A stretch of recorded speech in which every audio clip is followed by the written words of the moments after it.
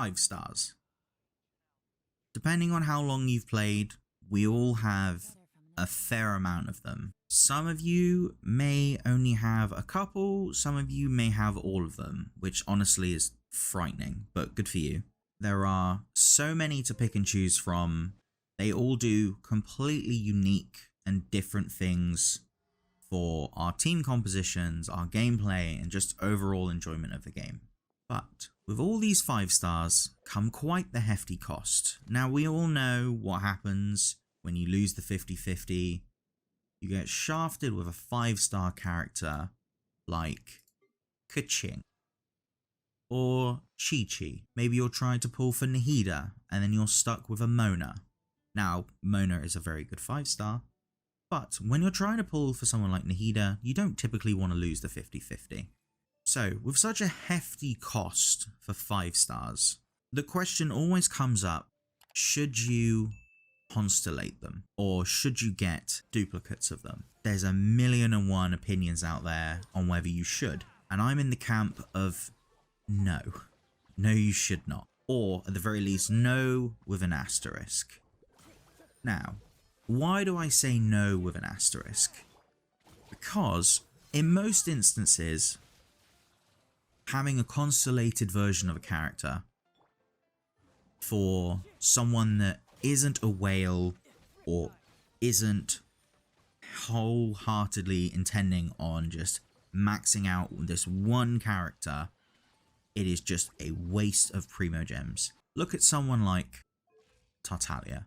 I adore everything that Tartaglia brings to the table. He is the only character in the game I have maxed, I have crowned. And at some point I will triple crown, and he will probably be the only character I ever triple crown. But I will never pull for any of his constellations. Why? Because he does exactly what I need him to do without the addition of constellations. Now, Tartaglia is not a great example because, let's be honest, his constellations kind of suck anyway. But let's move on to someone whose constellations don't suck. Hu Tao. Hu Tao, at one point in the game, was one of, if not the biggest DPS the game had seen. At least for Pyro anyway. She has insane damage numbers. She still does. But her main gameplay style is charge attack dashing, which is very stamina inefficient, which is not great because as soon as you run out of stamina, then you have to do basic attacks, and her basic attacks are nowhere near as good as her charge attacks. How can we solve this though? Her Constellation 1 fixes this issue immediately. Whenever she does charge attack in her E form, it does not consume stamina. That's insane. It means you can charge attack for days without having to worry about your stamina going anywhere.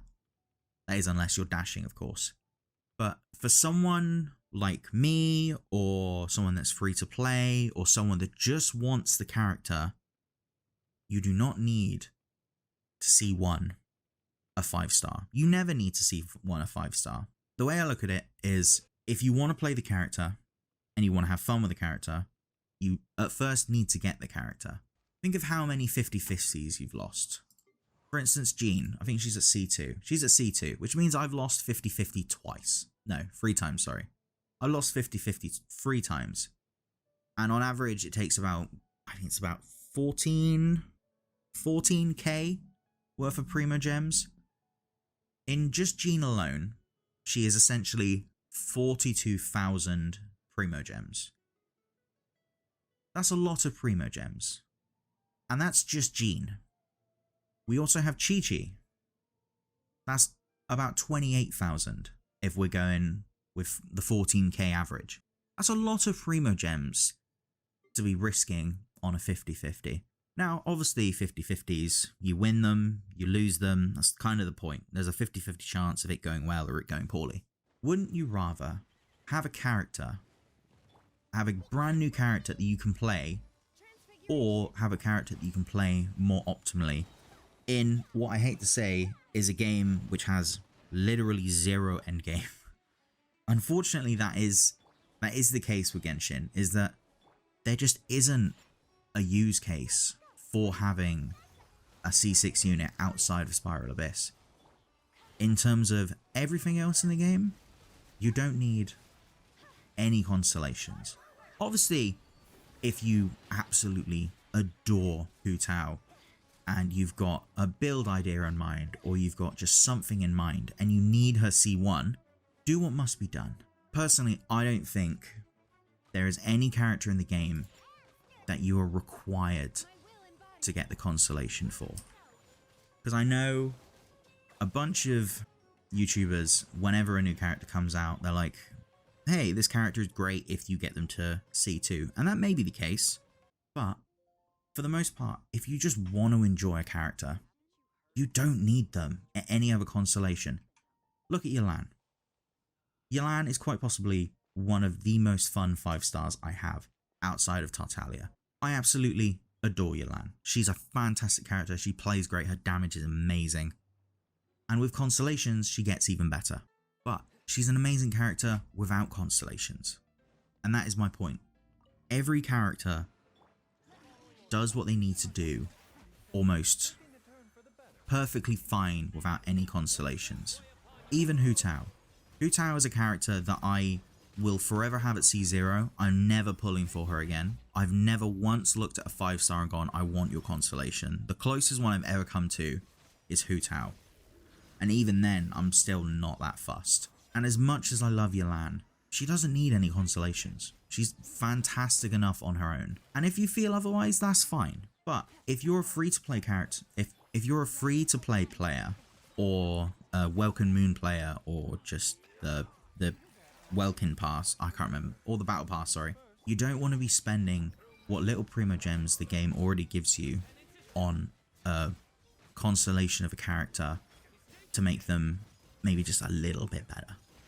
Even with Hu Tao, which is a massive, massive buff to her playstyle, it is not that big of a deal. So, I'll be honest, you don't need to worry that much about constellating 5 stars. And definitely don't actively try and do it for ones that are on the standard banner, because I hate to break it to you, you're going to get them regardless of whether you want them or not. But yeah, in terms of 5 stars, there honestly is, personally for me, there is no reason to ever bring them past C0. With the exception of obviously standard banners where you just get unlucky. Yes, they make the character stronger. That's not in question. But the cost to benefit ratio for pretty much every single one it is just not worth the exchange of Primo Gems it requires to get C1 whoever you're looking for. Just is not worth the value, essentially. So if you're thinking of trying to get someone's constellation, give it a thought. Would you rather have a character that you already like, slightly stronger, or get to enjoy a brand new character? Either way is fine. Obviously, however you play the game is up to you. I could not care less. As long as you find it enjoyable, go right ahead. But personally for me, I'm going to choose a new character 100 times out of 10. And that's the only reason my Primo Gems are always saved up so well. Anyway, that's my stance on Constellations in Genshin Impact. For the most part, you don't need to duplicate a character because it typically isn't worth the value of doing so, which is why I say no with an asterisk. Most of the time there is no point, especially if you're free to play. If you're free to play, you're more likely going to want new characters. It's just more enjoyable. At least that's my opinion on the matter anyway. But anyway, that's all I have to say on the matter. Let me know what you feel about Constellations down in the comments below. Would you rather have a new character, or would you rather have Hu Tao not have charged attack stamina? But anyway, thank you for those stuck around to the end. I've been James, Mayor Jamestown. Be sure to like, comment, subscribe, and all that good stuff. And until next time, goodbye.